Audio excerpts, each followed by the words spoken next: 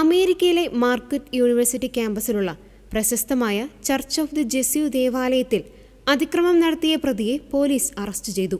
ബുധനാഴ്ച രാവിലെ 8 മണിയോടെയാണ് 29കാരനായ യുവാവിനെ പോലീസ് പിടികൂടിയത്. ദേവാലയത്തിന്റെ മുകൾ നിലയിലുള്ള പ്രാർത്ഥനാ മുറിയിലും താഴത്തെ നിലയിലുമാണ് അതിക്രമം നടന്നത്.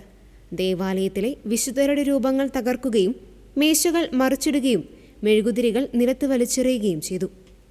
ഏകദേശം $10 ദശലക്ഷം ചിലവഴിച്ച് അടുത്തിടെയാണ് പള്ളിയുടെ മുകൾ നില നവീകരിച്ചത്. പുതിയ ഇരിപ്പിടങ്ങൾ, സീലിംഗ് പെയിന്റിംഗ്, അത്യാധുനിക സുരക്ഷാ സംവിധാനങ്ങൾ എന്നിവ ഇവിടെ സജ്ജീകരിച്ചിരുന്നു. ഇതിനിടയിലാണ് ഈ ദാരുണമായ സംഭവം നടന്നത്. യൂണിവേഴ്സിറ്റിയുമായി യാതൊരു ബന്ധവുമില്ലാത്ത വ്യക്തിയാണ് അതിക്രമം നടത്തിയതെന്ന് മാർക്വറ്റ് യൂണിവേഴ്സിറ്റി അധികൃതർ പ്രസ്താവനയിൽ അറിയിച്ചു. ഈ പ്രതിസന്ധി ഘട്ടത്തിൽ ഇടവകയ്ക്ക് പൂർണ്ണ പിന്തുണ നൽകുമെന്നും അധികൃതർ വ്യക്തമാക്കി. ഈ അതിക്രമത്തിന് പിന്നിൽ കത്തോലിക്ക വിരുദ്ധതയോ മറ്റു മതപരമായ വിദ്വേഷമോ ഉണ്ടെന്ന് കരുതുന്നില്ലെന്ന് ചർച്ച് അധികൃതർ വ്യക്തമാക്കി.